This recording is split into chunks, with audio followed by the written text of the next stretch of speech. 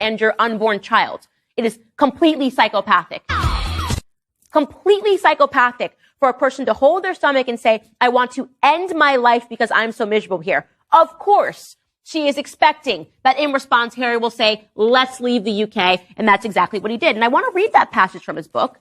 So here is Harry detailing that suicidal, I guess you would call it suicidal and homicidal discussion that she had. She was homicidal and suicidal. She was going to kill her baby and kill herself. So she's a homicidal, suicidal maniac is what she actually is in this passage.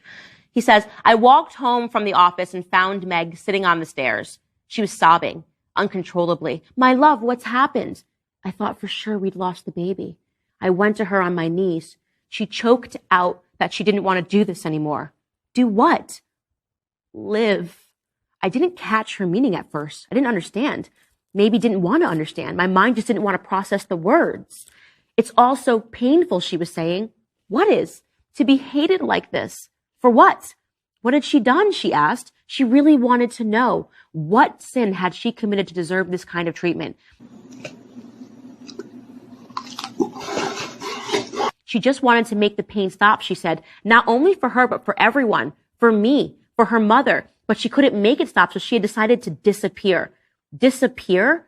Without her, she said, all the press would just go away. And then I wouldn't have to live like this. Our unborn child would never have to live like this. So if she kills the baby won't have to live through bad press. That's what she's saying to her husband as she's crying, right? If I kill our child, then our child won't have to read all of the bad press. It's so clear, she kept saying. It's so clear. I just have to stop breathing, stop being. This exists because I exist.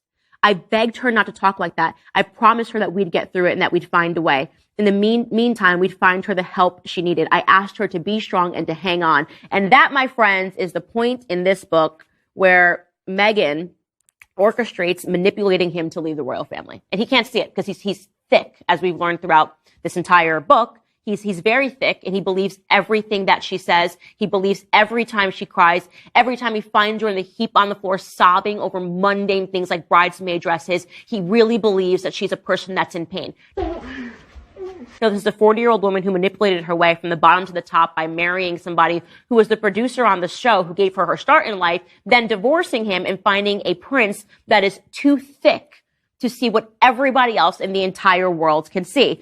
And of course, by the way, he's got an incredible memory when it comes to his conversations with Meg. He's got an incredible memory about every instance that he and Willie have a bang up and a mash up and every time that they exchange words. But during a particular phone call in which Willie clearly laid out for him why he disliked Meg. Babe, are you serious? No. Meghan, point by point by point, explaining to him how rude she had been to people that worked at the palace, how rude she had been to Kate. Harry, his memory just goes foggy. He says he's too tired to remember what Willie had even said on the phone. He was just too exhausted. He doesn't remember anything that Willie said in that entire discussion. That disallows us to then assess whether or not...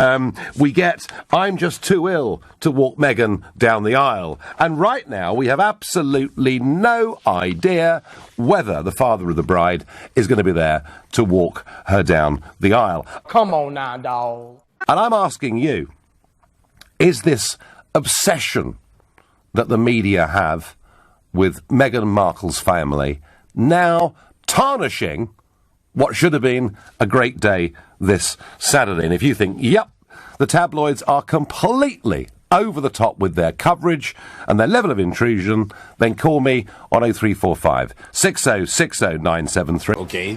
Or maybe you think, no, it's all fair game, these people are in the public domain, then you can text to 84850.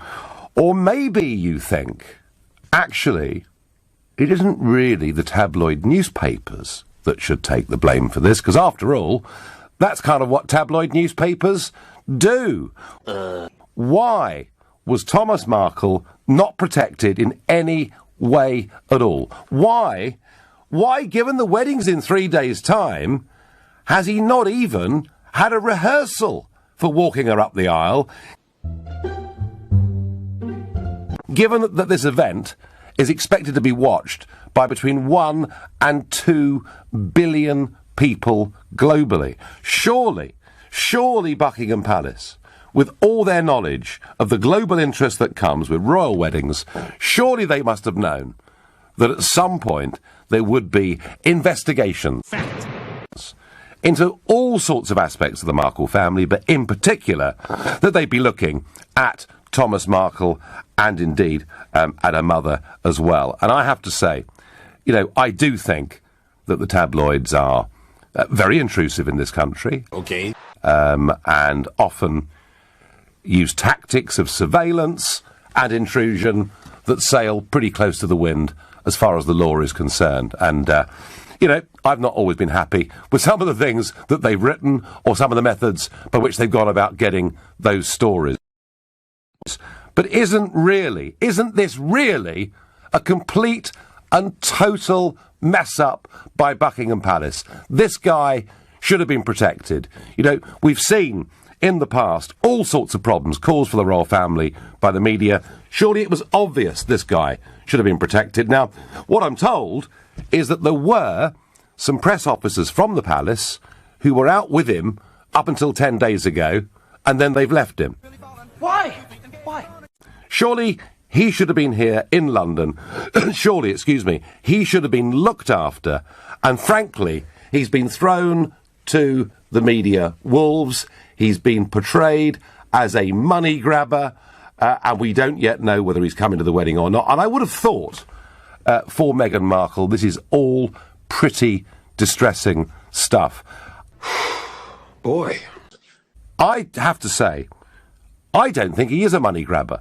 Why do I say that? Well, for the last year, we've known this wedding was going to be taking place. He could at any point in the last year, if he's a money grabber, and given that he is a bit financially down on his luck, he could at any point in the last year have gone to one of the big global media organisations and told his story, the story of the family, the story of Meghan growing up as a girl. What is he doing? He could have done that at any point over the course of the last year, and by doing that, he could have made himself an awful lot of money. And I feel pretty sorry, actually, for the Markle family right at this moment in time, and I feel pretty sorry for Harry and Meghan. It is completely unfair that this guy has been left by the palace to the media wolves. Appointment is immeasurable. That's what I think, and I think it is tarnishing the big day. What does Steve in the Forest of Dean think? And Steve pretty much agrees with you, as usual, Nigel. They've left that poor bloke completely unarmed, at the complete mercy of this ludicrous media that we have roaming around us. It's just insane. I need someone to help me understand why the prince hasn't even met him at any point. What is going on? Well, I mean, Steve, we've had a lot of stories about the health of Thomas Markle. Now, what we are now being told is that he is having some form of operation today, Steve. Whether that's a stent or whether it's open heart surgery, we don't know. Presumably, if it is open heart surgery, there's no chance of him coming. If it's a stent, then he probably could hop on an aeroplane and get here. Okay. But would he even want to come now, Steve, if he thinks he might be a distraction? Of course he wouldn't. At the end of the day, he's been left now with absolutely no choice. He can't turn up. He's taken all the thunder of the whole day away already. He is now the media attention, the centre of everything, rather than where it should be, where they were. It's just insane. It's like a deranged press obsession, as we get so often in this country.